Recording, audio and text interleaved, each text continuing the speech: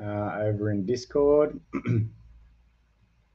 Cynthia, if you can hear me, I would love you to let me know if that's the case, and it'd be great. Looks like we've got some lag.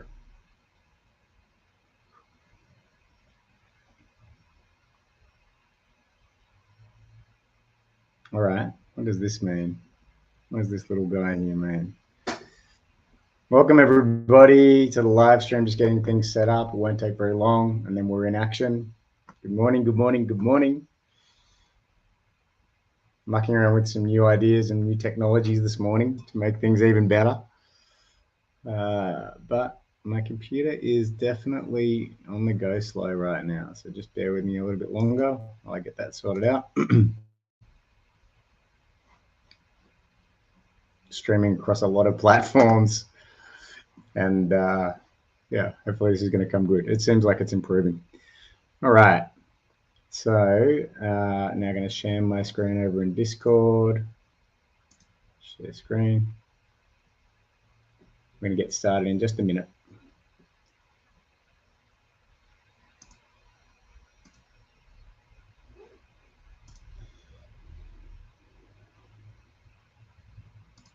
Share your screen. All right.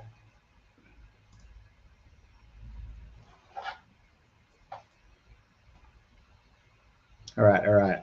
We might just start, I think. Cynthia, can you hear me over in Discord? Give me a yes if you can. I'm just going to check in the AMA chat.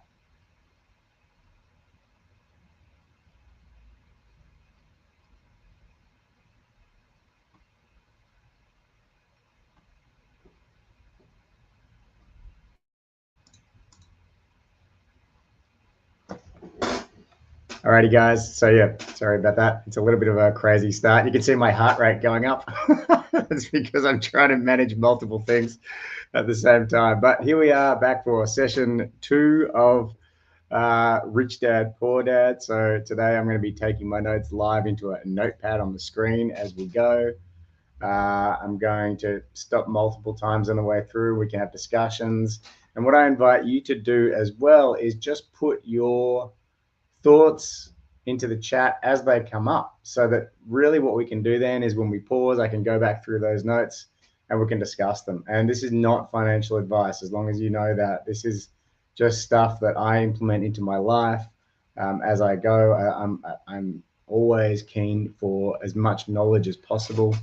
And I really think that financial literacy is something that's overlooked, because I'm so much in the crypto space as well.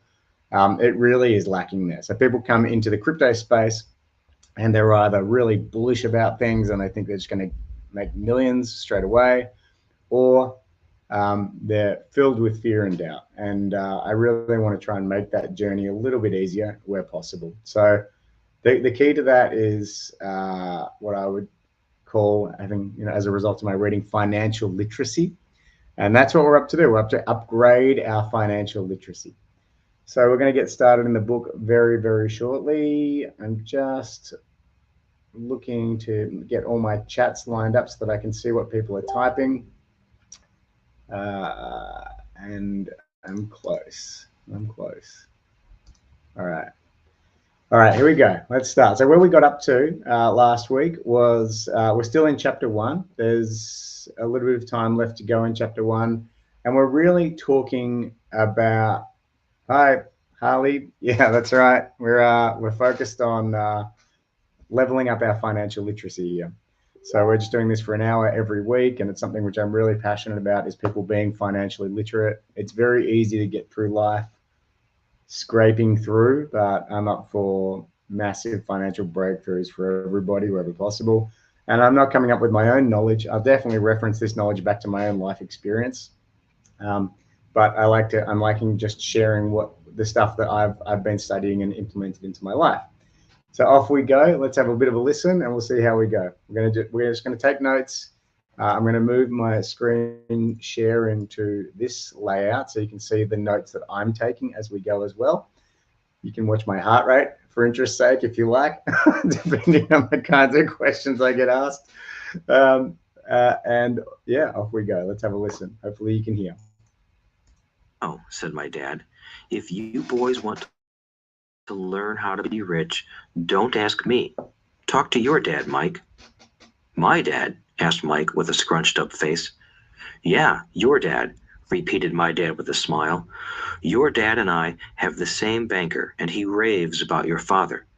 He's told me several times that your father is brilliant when it comes to making money." "My dad?" Mike asked again in disbelief. "Then how come we don't have a nice car and a nice house like the rich kids at school?" "A nice car and a nice house don't necessarily mean you're rich or you know how to make money," my dad replied. "Jimmy's dad works for the sugar plantation. He's not much different from me. He works for a company and I work for the government. The company buys the car for him. The sugar company is in financial trouble and Jimmy's dad may soon have nothing. Your dad is different, Mike.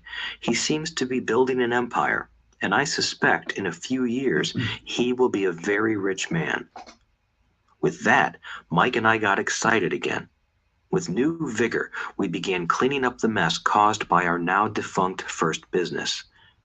As we were cleaning, we made plans for how and when to talk to Mike's dad.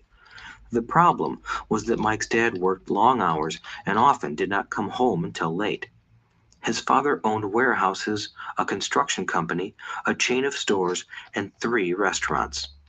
It was the restaurants that kept him out late. Mike caught the bus home after we had finished cleaning up. He was going to talk to his dad when he got home that night and to ask him if he would teach us how to become rich. Mike promised to call as soon as he had talked to his dad, even if it was late. The phone rang at 8:30 p.m. "Okay," I said, "next Saturday." I put the phone down. Mike's dad had agreed to meet with us. On Saturday, I caught the 7:30 a.m. bus to the poor side of town. The lessons begin. Mike and I met with his dad that morning at 8 o'clock. He was already busy, having been at work for more than an hour. His construction supervisor was just leaving in his pickup truck as I walked up to his simple, small, and tidy home. Mike met me at the door. "Dad's on the phone, and he said to wait on the back porch," Mike said as he opened the door. The old wooden floor creaked as I stepped across the threshold of the aging house. There was a cheap mat just inside the door. The mat was there to hide the years of wear from countless footsteps that the floor had supported. Although clean, it needed to be replaced. I felt claustrophobic as I entered the narrow living room that was filled with old, musty, overstuffed furniture that today would be collector's items. Sitting on the couch were 2 women, both a little older than my mom. Across from the women sat a man in workman's clothes. He wore khaki slacks and a khaki shirt, neatly pressed but without starch, and polished work boots. He was about 10 years older than my dad. They smiled as Mike and I walked past them toward the back porch. I smiled back shyly. "Who are those people?" I asked. "Oh, they work for my dad. The older man runs his warehouses, and the women are the managers of the restaurants. And as you arrived, you saw the construction supervisor who was working on a road project about 50 miles from here.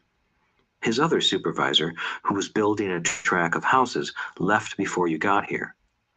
"Does this go on all the time?" I asked. "Not always, but quite often," said Mike, smiling as he pulled up a chair to sit down next to me. "I asked my dad if he would teach us to make money," Mike said. "Oh, and what did he say to that?" I asked with cautious curiosity. "Well, he had a funny look on his face at first, and then he said he would make us an offer." "Oh," I said, rocking my chair back against the wall. I sat there, perched on 2 rear legs of the chair. Mike did the same thing. "Do you know what the offer is?" I asked. "No, but we'll soon find out." Suddenly, Mike's dad burst through the rickety screen door and onto the porch. Mike and I jumped to our feet, not out of respect, but because we were startled. Great. "Where are you boys?" he asked as he pulled up a chair to sit down with us. We nodded our heads as we pulled our chairs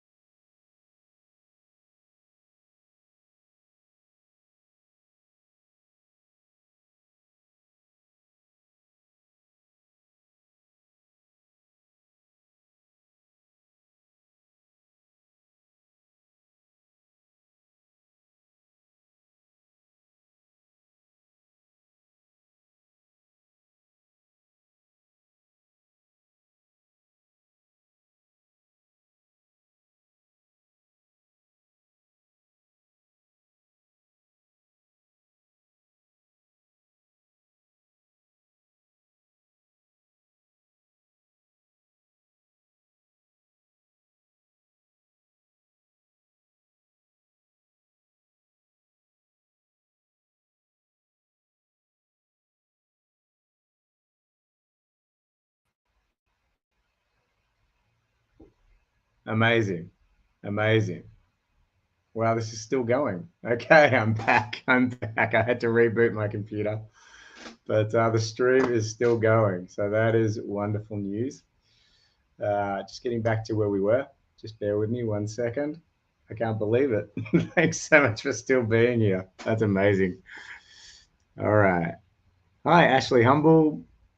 Hi, Jenny. Hi, Alexa. Welcome. All right. Not too far away from getting back to where we were going. I'm going to share my screen. Just going to have to wait 1 minute because I also need to get Discord fired up again. And this time, no crashes.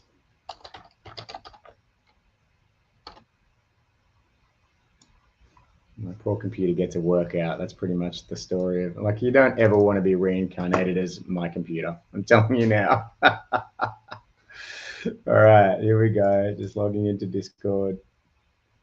Won't be very long at all. Within 3 minutes, that's my commitment. Within 3 minutes, we'll be back into the book.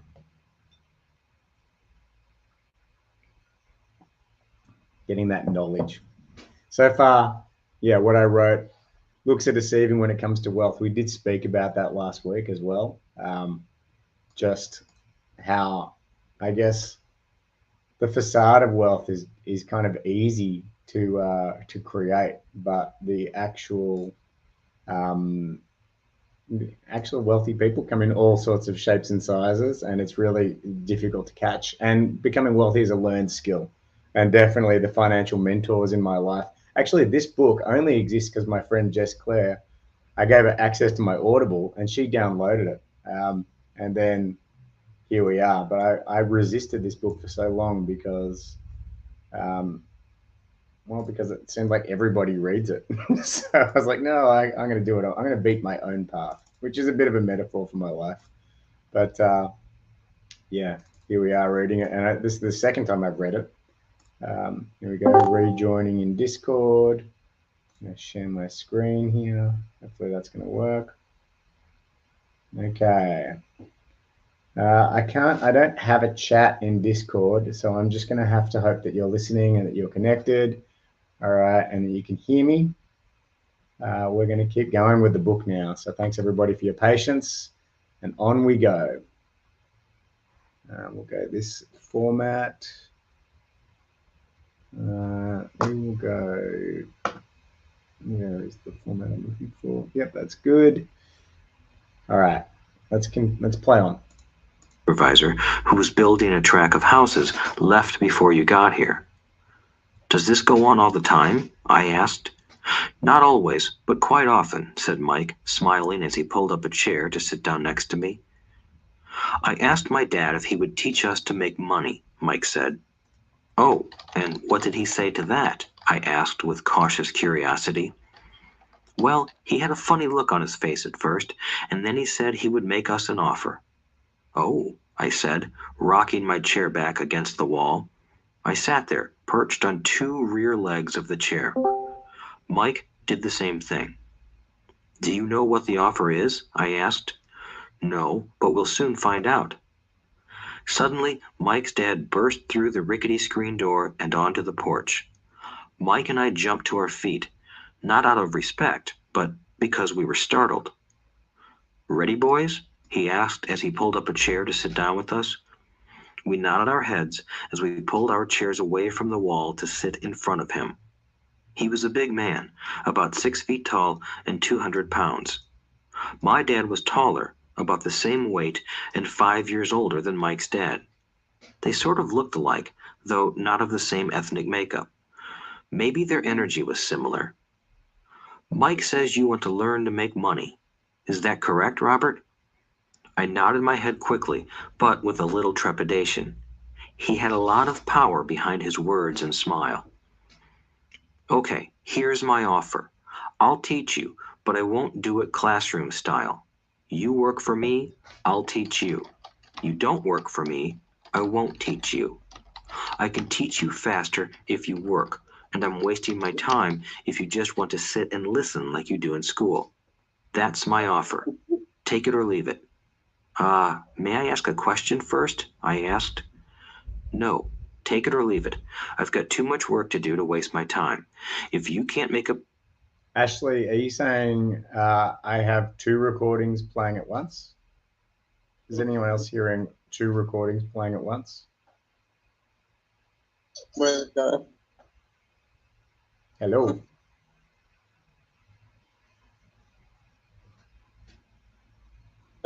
Everything's going down. Okay. I've got some audio. I've got someone's audio. Is that Ash Not So? Oh, that's you. Oh, because you're in Discord as well, Ash. There you go. I've got all my apps closed and it's still playing. Oh, wow. I don't know how that's happening. Wow. Nah, sorry to interrupt, gentlemen. No, it's great. Thanks for letting me know. So maybe it's on your side. Okay, we're going to keep going, everybody. Thank you very much. Up your mind decisively, then you'll never learn to make money anyway. Opportunities come and go. Being able to know when to make quick decisions is an important skill. You have the opportunity that you asked for. School is beginning or it's over in 10 seconds, Mike's dad said with a teasing smile. Take it, I said. Take it, said Mike. Good, said Mike's dad. Mrs. Martin will be by in 10 minutes. After I'm through with her, you'll ride with her to my superette and you can begin working. I'll pay you 10 cents an hour and you'll work 3 hours every Saturday. But I have a softball game today, I said. Mike's dad lowered his voice to a stern tone. Take it or leave it, he said. I'll take it, I replied, choosing to work and learn instead of playing. 30 cents later. By 9 a.m. that day, Mike and I were working for Mrs. Martin. She was a kind and patient woman. She always said that Mike and I reminded her of her 2 grown sons. Although kind, she believed in hard work and kept us moving. We spent 3 hours taking canned goods off the shelves, brushing each can with a feather duster to get the dust off, and then restacking them neatly. It was excruciatingly boring work. Mike's dad, whom I called my rich dad, owned 9 of these little superettes, each with a large parking lot. They were the early version of the 7-Eleven convenience stores, little neighborhood grocery stores where people bought items such as milk, bread, butter, and cigarettes. So before we go on, I really want to thank everybody for being here. Sorry about the hiccups in starting the stream today, but I really appreciate you joining in to level up our financial literacy. And what I'm hearing right now, and you may hear something completely different, you're welcome to put your notes in here, but like I really like, and I've definitely experienced this as well, that opportunities come and go. Like there's a shelf life for opportunity, there's a window, and it takes courage to make those choices. Sometimes things come at you and you don't have very long. I actually got the opportunity to buy into a business once. The business partners were about to break up the business and close it down. And basically they said, you know, maybe you can make a difference, Anton. Do you want in? So I had a lunch to make a decision to invest into a business or not. And the money that they needed for investment was to cover wages. And that was like it wasn't a huge amount of money, but it was also a significant amount of money. I wouldn't normally make a decision like that. And I had this lunch and I made the decision and I went in, and then it was amazing. And the lessons that I got from being in that business were just off the charts amazing, and laid a foundation for the business deals that happened for me in the future, and the partnerships that I acquired through there, invaluable. So yeah, I really think that it's important to see that when opportunities come, don't expect them to be around forever. Sometimes they can be, but I really think that for me, that was a very valuable lesson. Also, school comes sometimes in being paid very low amounts. Like sometimes people are going to take you under their wing and they're going to give you an opportunity, and they may not pay you at all, or they may pay you what would be a ridiculously low amount that no one else would accept. But I look at that as like being paid to go to school, you know, and I love the concept of being paid to go to school. I also see that listening to audiobooks and podcasts while I'm on my way to meetings where I'm going to be paid, if I am successful in those meetings, is another great opportunity, another great way to be paid for my learning. So I look at being in the car or being in between things and learning as being paid to go to school. And sometimes school requires unreasonable sacrifice. Like, people want to know you're in it and you're willing to make ridiculous sacrifices. And that's not for everyone, don't get me wrong. But in this case, this guy had to quit school baseball, I think he said, in order to take on this opportunity to then only be paid 10 cents an hour. Unreasonable, completely unreasonable. But unreasonable, in my view, is really important in the road to financial literacy. There's going to be things pulling at you in every direction, and being unreasonable is a very valuable skill. And we can talk a bit more about what unreasonable means at a later time. But like, most people think unreasonable is a negative thing. I see unreasonable as a powerful way to be. Like, I'm unreasonable in for example, my commitment to things. Like, I'm unreasonable about going out when I've got meetings the following day past 9:30 p.m. Like, that could be the most amazing thing. It could be my mum's birthday, but you won't see me out past 9:30 p.m. because I've got stuff to do the next day. So I'm unreasonable. I don't let things take me off my course, because there's much bigger contributions I need to make the following day. And I've found that in my unreasonableness, people are like, I guess they look up to that. I don't get invited to as many things as I used to, obviously, but they also see me as someone that they can depend on by being unreasonable. The problem was that this was Hawaii before air conditioning was widely used, and the stores could not close their doors because of the heat. On two sides of the store, the doors had to be wide open to the road and parking lot. Every time a car drove by or pulled into the parking lot, dust would swirl and settle in the store. We knew we had a job as long as there was no air conditioning. For 3 weeks, Mike and I reported to Mrs. Martin and worked our 3 hours. By noon, our work was over, and she dropped 3 little dimes in each of our hands. Now, even at the age of 9 in the mid-1950s, 30 cents was not too exciting. Comic books cost 10 cents back then, so I usually spent my money on comic books and went home. By Wednesday of the 4th week, I was ready to quit. I had agreed to work only because I wanted to learn to make money from Mike's dad, and now I was a slave for 10 cents an hour. On top of that, I had not seen Mike's dad since that first Saturday. I'm quitting, I told Mike at lunchtime. School was boring, and now I did not even have my Saturdays to look forward to. But it was the 30 cents that really got to me. This time, Mike smiled. "What are you laughing at?" I asked with anger and frustration. "Dad said this would happen. He said to meet with him when you were ready to quit." "What?" I said indignantly. "He's been waiting for me to get fed up?" "Sort of," Mike said. "Dad's kind of different. He doesn't teach like your dad. Your mom and dad lecture a lot. My dad is quiet and a man of few words. You just wait till this Saturday. I'll tell him you're ready." "You mean I've been set up?" "No, not really, but maybe. Dad will explain on Saturday." Waiting in line on Saturday. I was ready to face Mike's dad. Even my real dad was angry with him. My real dad, the one I called the poor one, thought that my rich dad was violating child labor laws and should be investigated. My educated poor dad told me to demand what I deserve, at least 25 cents an hour. My poor dad told me that if I did not get a raise, I was to quit immediately. "You don't need that damn job anyway," said my poor dad with indignation. At 8 o'clock Saturday morning, I walked through the door of Mike's house when Mike's dad opened it. "Take a seat and wait in line," he said as I entered. He turned and disappeared into his little office next to a bedroom. I looked around the room and didn't see Mike anywhere.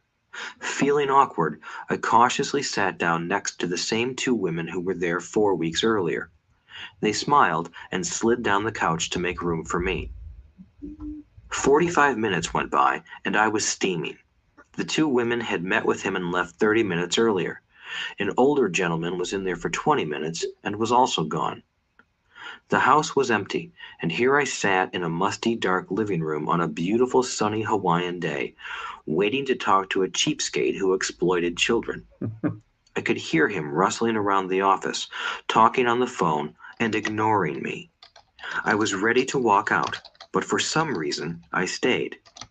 Finally, 15 minutes later, at exactly 9 o'clock, Rich Dad walked out of his office, said nothing, and signaled with his hand for me to enter. "I understand you want a raise or you're going to quit," Rich Dad said as he swiveled in his office chair. "Well, you're not keeping your end of the bargain," I blurted out, nearly in tears. It was really frightening for me to confront a grown-up. "You said that you would teach me if I worked for you. Well, I've worked for you. I've worked hard. I've given up my baseball games to work for you, but you haven't kept your word, and you haven't taught me anything. You are a crook like everyone in town thinks you are. You're greedy. You want all the money and don't take care of your employees. You made me wait and don't show me any respect. I'm only a little boy, but I deserve to be treated better." Rich Dad rocked back in his swivel chair, hands up to his chin, and stared at me. "Not bad," he said. "In less than a month, you sound like most of my employees." "What?" I asked. Not understanding what he was saying, I continued with my grievance. "I thought you were going to keep your end of the bargain and teach me. Instead, you want to torture me? That's cruel. That's really cruel." "I am teaching you," Rich Dad said quietly. "What have you taught me?" "Nothing," I said angrily. "You haven't even talked to me once since I agreed to work for peanuts. 10 cents an hour. Ha! I should notify the government about you. We have child labor laws, you know. My dad works for the government, you know." "Wow," said Rich Dad. "Now you sound just like most of the people who used to work for me. People I've either fired or who have quit." "So, what do you have to say?" I demanded, feeling pretty brave for a little kid. "You lied to me. I've worked for you, and you have not kept your word. You haven't taught me anything." "How do you know that I've not taught you anything?" asked Rich Dad calmly. "Well, you've never talked to me.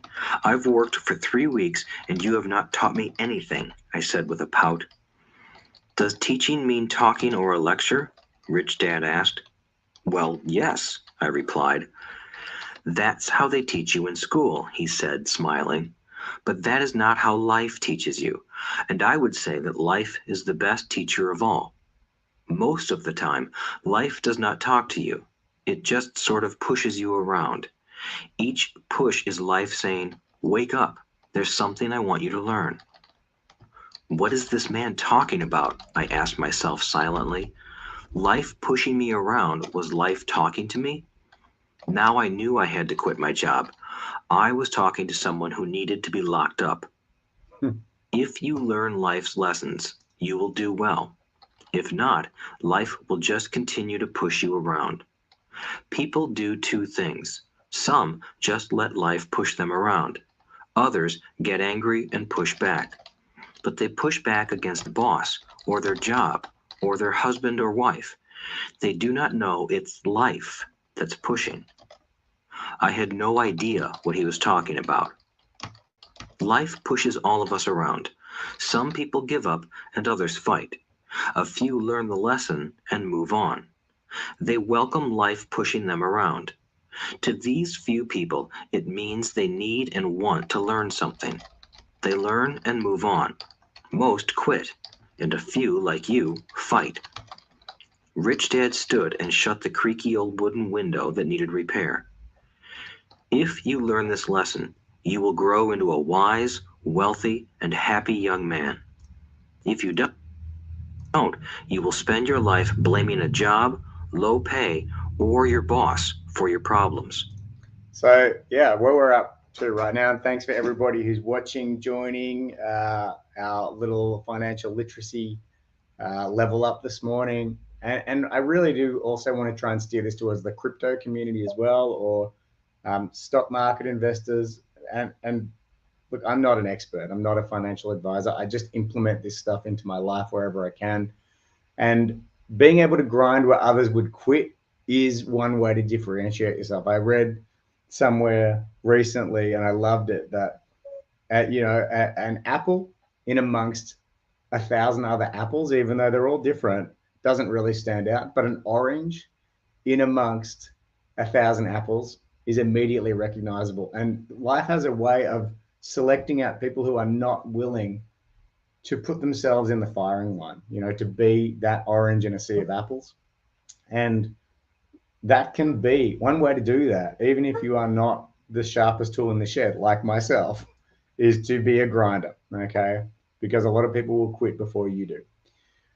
Different teaching styles have different impacts. Also stands out to me about this, that just because we're not, in a school class environment, sometimes the lessons can be so much more impactful and so much more powerful. And that's definitely been the case for me, especially someone who resisted school so hard. And others who don't understand your mission may try to pull you into a collective complaint. Like you might be trying to build a crypto portfolio or an investment portfolio or start a new business in the middle of these trying times, and others around you will try. They may have good advice. They may have good advice to you, but also they may be trying to pull you into what I call a collective complaint, which is where everybody's trying to pull.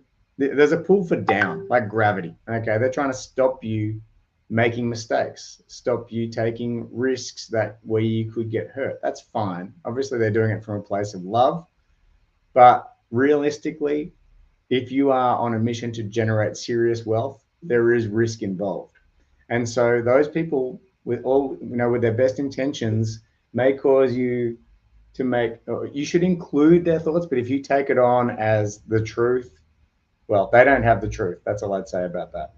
And so be wary of your inner dialogue as well, because when you're okay, there's a story, 3 feet from gold. Okay, so when you are close to a major breakthrough, often it will feel like you're not. Often it will feel like you're just wasting your time and you are just another cog in the machine. But it is important to recognize that inner dialogue and also know that that is not the truth. The inner dialogue that's pinging away inside your mind, telling you to play small, play it safe, you look after your own interests for comfort first, is often just out to really sabotage success. So learning to shut down my inner dialogue has been very beneficial to me in my journey, because if I listened to my inner dialogue, I wouldn't have done many things at all. And also everything's a conversation is standing out to me. So things like pay rises, business partnerships, investments, cleaning up mistakes, because you're going to make mistakes if you're taking risks in life.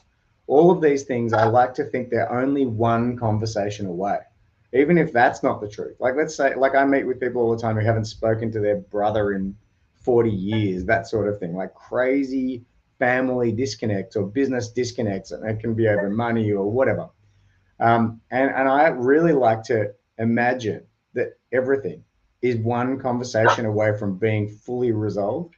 And it might take 2, it might take 100 conversations, but I'm always thinking it's that next conversation that's going to turn this thing around, or have me that pay rise, or get that sale across the line, or whatever it might be. It's really important for me to always just look for that one next conversation and to put everything I've got into making that conversation the kind of conversation that elicits change.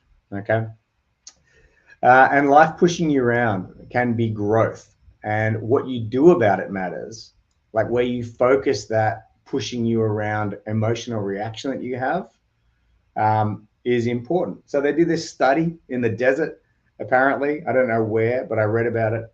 And what they did was they had an environment. They created a perfect environment for trees to grow inside a dome. Okay, it should have been a no-brainer for them to grow perfect trees in this perfect environment. They had all the sun, all the water, all the nutrients that they needed for these trees to grow, but they'd grow to a certain height and then just bend over and break. And nobody initially could work out why. And then what happened was, and obviously it wouldn't have taken them very long to work this out because it's pretty straightforward, But it is amazing. The thing that they hadn't considered was wind, and the wind buffeting the trees around and causing the thickening of that stem is critical to the growth and the development of the tree. And life has the same kind of benefits. You know, if you let it buffet you around and you thicken your stem as a result, then you'll have a lot more resilience, especially in the storms, etc. Now, the other part of that, though, is a tree kind of grows in different directions. It grows towards the sunlight, or towards water, like its roots extend out towards water, etc. And these sorts of things are important as well. Like, you might experience the feeling of being used, for example, wherever you are, or that nobody believes in your mission, whatever. Okay. But if you channel that into just pushing back against those people, for example, that's probably not the growth that you should look for, in my view. The sort of growth that's going to benefit you is sharpening your tools, upping your level of skills, like make that a fuel for you to get better results, not wasting energy trying to change people's minds. Because if you're attached to something, if you have a view that something should be a certain way, nobody's changing that mind of yours. And actually, to be honest, if you have a different view to me, I don't really mind, at all. In fact, I don't mind at all, because if I did mind about everybody's different views, again, I would get nothing done and I would never achieve anything.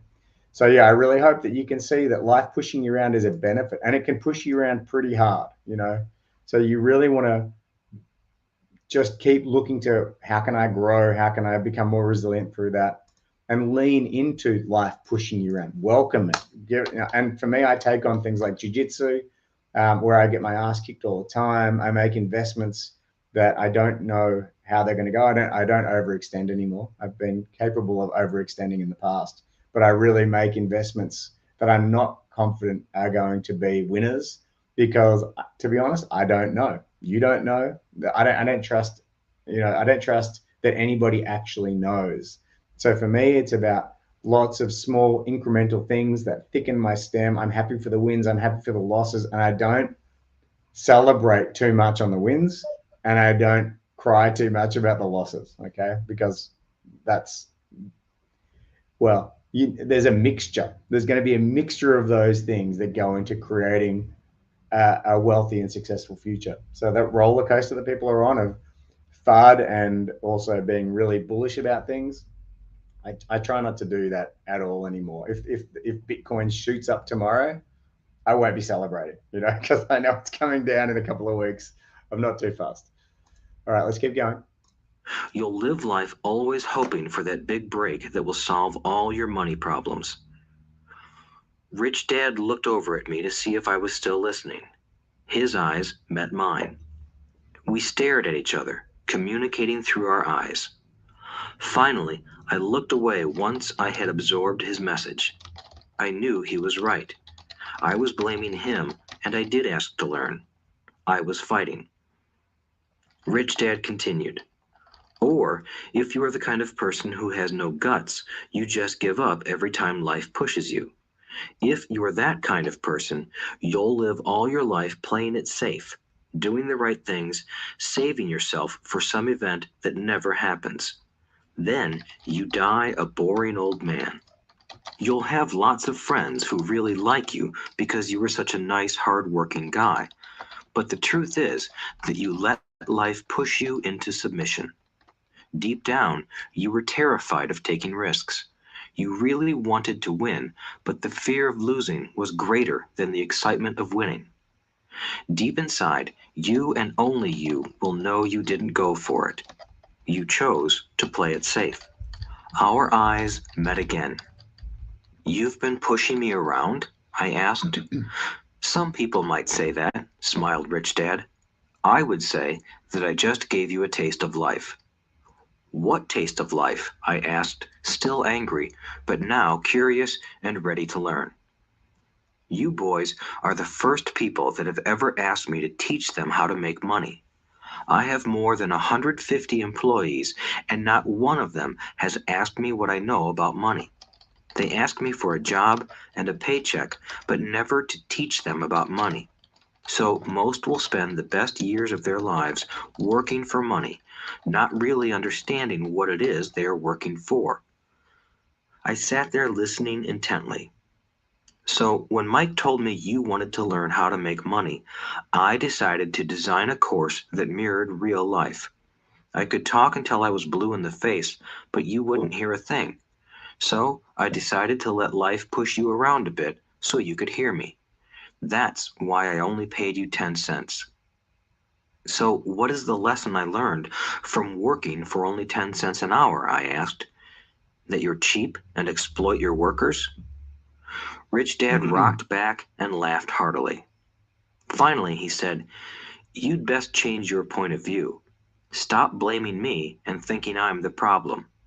If you think I'm the problem, then you have to change me. If you realize that you're the problem, then you can change yourself, learn something, and grow wiser. Most people want everyone else in the world to change but themselves. Let me tell you, it's easier to change yourself than everyone else." "I don't understand," I said. "Don't blame Hey. me for your problems," Rich Dad said, growing No, impatient. just I'll go try and. You want to say I'll something, call you back in a Ashley? sec. Ashley. Oh, sorry, buddy. I thought you wanted to say something. Well, while we're stopped here. Well, I don't know. Somehow my speaker's turned on or something. I don't know. I got a phone call, and I had a feeling this might happen. That's fine. Feel free to mute yourself if you like, buddy. It's all good. Have you got any comments so far? Anything you wanted to... I'm actually trying not to talk because I'm homesick with COVID. Oh, wow. All right. Well, you look after yourself, brother. You can mute yourself, or I can mute you. So I might mute you if you like. Yeah, and you can unmute if you like. Later on. All right, but I really appreciate you being here, though, man. That's great. All right. So what I would love to focus on before we move on is, yeah, don't save yourself for some event that never happens. Don't wait for the market to be right. Don't wait for the perfect opportunity to come along. I literally have friends who are not taking opportunities, sitting there waiting for something special to happen. And I do feel for them because it occurs to me like life is moving past. I don't know if they're happy or not. I can't answer that, but I do know that I see that they are wasting some opportunities. This is not a read through, like the Chili Pepper said. So yeah, just get, this is real life. This is happening right now, and there is maybe no tomorrow for some of us. So you want to just keep moving forward and making those decisions.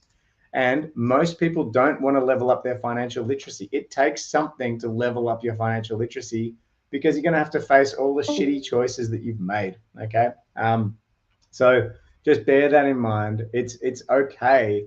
In fact, like what I talked about with my kids is learning to share your past mistakes actually takes away their power. You know, if you can talk about the crappy things, the crappy choices you've made, the people you've let down, as if it's just a mosquito bite, obviously giving that situation appropriate regard. But if you can talk about it, then you're free of that thing. No matter, even if you're still paying that thing back, even if you're still cleaning that thing up, it doesn't have control over you anymore. And if you take responsibility for everything, and I mean everything, bold that, in your life, then you have more power. And to do that, right, that's not the truth. Like if we're dealing with cancer or something, or someone taken from our lives too early, or whatever it might be, like really bad things happen. But the idea behind taking responsibility for everything in your life is that you then have the choice to be different yourself about it. It's not the truth. You can't be responsible for everything in your life, but you can at least stand in that position and look through a lens that you are responsible for everything in your life, and you'll be surprised at the amount of choices that come up for you. All right, we've got 8 minutes left. Does anyone have any thoughts, comments, suggestions, anything they're hearing that I'm not writing down? Anything at all, feel free to put in the chat and we'll pause and we'll talk about it. "But you only pay me 10 cents. So what are you learning?" Rich Dad asked, smiling. "That you're cheap," I said with a sly grin. "See, you think I'm the problem," said Rich Dad. "But you are. Well, keep that attitude and you'll learn nothing. Keep the attitude that I'm the problem, and what choices do you have? Well, if you don't pay me more or show me more respect and teach me, I'll quit. Well put, Rich Dad said, and that's exactly what most people do. They quit and go looking for another job, a better opportunity and higher pay, actually thinking that this will solve the problem. In most cases, it won't. So what should I do? I asked. Just take this measly 10 cents an hour and smile? Rich Dad smiled. That's what the other people do. But that's all they do, waiting for a raise, thinking that more money will solve their problems. Most just accept it, and some take a second job working harder, but again, accepting a small paycheck. I sat staring at the floor, beginning to understand the lesson Rich Dad was presenting. I could sense it was a taste of life. Finally, I looked up and asked, "So what will solve the problem?" "This," he said, leaning forward in his chair and tapping me gently on the head. "This stuff between your ears."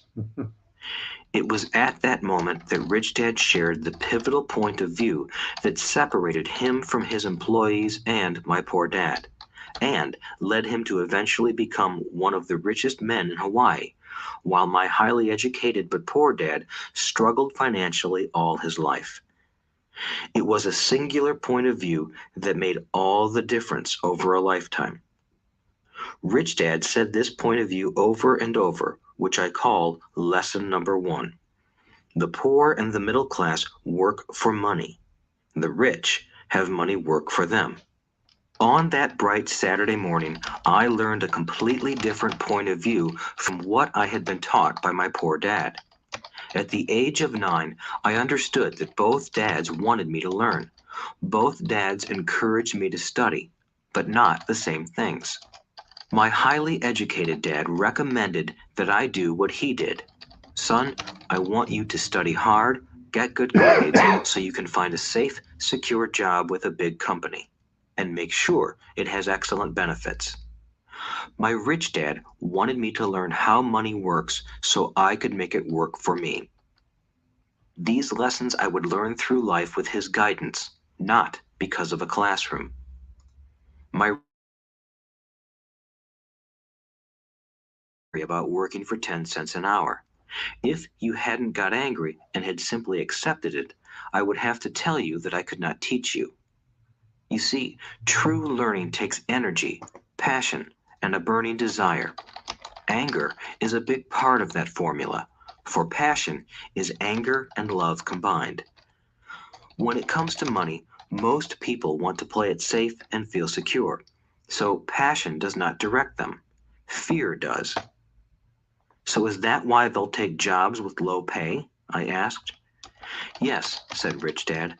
"Some people say I exploit people because I don't pay as much as the sugar plantation or the government. I say the people exploit themselves. It's their fear, not mine." "But don't you feel you should pay them more?" I asked. "I don't have to. And besides, more money will not solve their problems. Just look at your dad. He makes a lot of money, and he still can't pay his bills. Most people, given more money, only get into more debt." "So that's why the 10 cents an hour," I said, smiling. "It's part of the lesson." "That's right," smiled Rich Dad. "You see, your dad went to school and got an excellent education so he could get a high-paying job. But he still has money problems because he never learned anything about money in school. On top of that, he believes in working for money." "And you don't?" I asked. "No, not really," said Rich Dad. "If you want to learn to work for money, then stay in school. That is a great place to learn to do that. But if you want to learn how to have money work for you, then I will teach you that. But only if you want to learn." "Wouldn't everyone want to learn that?" I asked. "No," said Rich Dad, "simply because it's easier to learn to work for money, especially if fear is your primary emotion when the subject of money is discussed." "I don't understand," I said with a frown. Don't worry about that for now. Just Yeah, so that's a really controversial kind of aspect of the book, really. Um, just working through this, that more money often doesn't solve people's problems. It's something that they say a lot. Like, if only I get this pay rise, then I'll have more money and I'll be able to, um, I'll be out of debt. I'll be able to pay down my credit cards and do all of those sorts of things. Or if only I earn more money, then I'll be able to start investing in crypto or buying some shares, and then I'll be able to get to that place. But life, I'm sure you've discovered by now, or if not, you will hopefully soon, just doesn't seem to work that way. It's like it gives you, life gives you um, the the the pain. Like you have to do the things that you want in life in small amounts first and level them up. It's not like once you're ready, then you do it. Like, there's a lot of people in jiu-jitsu, or they're not in jiu-jitsu, and they say to me, once I drop this weight, then I'm going to start jiu-jitsu. But to me, that makes no sense at all. To me, what makes sense is start doing jiu-jitsu in a small amount and lose the weight as you go, and then do more jiu-jitsu. It's like, to create savings, you don't wait till you've got a certain amount of money and then start to save. If you're making $1, you put aside 1 cent. That's all you need to put aside. Then you're actually saving. You can say you save money. You're saving 1%. And that's the thing that people don't seem to get. Financial literacy will solve their problems. The poor and the middle class work for money, and the rich have money work for them. So yeah, that's something which I really discovered through reading this book. I really hadn't thought about that way. It's pretty self-explanatory, but that's what they're doing. I'm going to go into details on that over the next few weeks.